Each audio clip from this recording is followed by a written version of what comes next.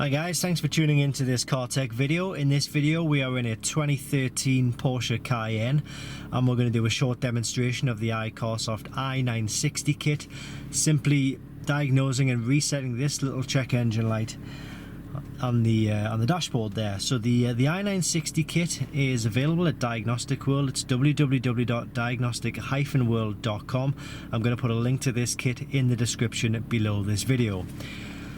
So we have this tool plugged into the diagnostic port, which is right under there, underneath the steering wheel, and we're going to select diagnose here. We're just going to go through the notion of selecting our specific vehicle, and then we'll select the engine system. So Cayenne, we need to scroll down to this one here, from model year 2011. So this is a 2013 model, just in case I didn't say that. So click OK to that. We're going to manually select our system. So we're going to manually select the engine, which is the DME. Click OK to that. And then we're going to click on to read DTCs. DTCs stands for diagnostic trouble codes. And it's giving us one of one. So there's one fault code, and it is P010400, mass or volume airflow circuit intermittent. So this is basically telling us there's a problem with the mass airflow sensor, or the MAF. We've put a new MAF in. We'd previously diagnosed this fault.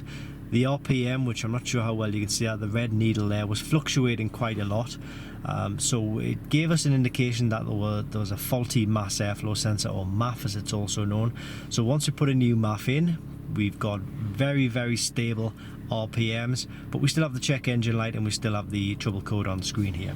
So what we can do to get rid of both of them is to click on clear DTCs, click OK to that, and when I click OK here, just keep one eye on the check engine light and it should turn off. There we go, it's turned off really quickly there, and on screen we have a message saying succeeded to clear DTCs. So it's a really, really useful tool. It's going to tell you where the fault is, it's going to tell you what the fault is, and once you fix the fault, it'll allow you to reset the system, which will reset the fault codes and reset the warning light. If we go back in to read DTCs here, it's actually telling us it's still there, which is quite strange. Maybe we need to do a complete turn off of the system and turn it back on again. I'll look into that, but in any case, I think what will happen is once we've turned the engine off and put it back on, it will be reset. But it's all thanks to the iCarsoft i960 kit, which, as I say,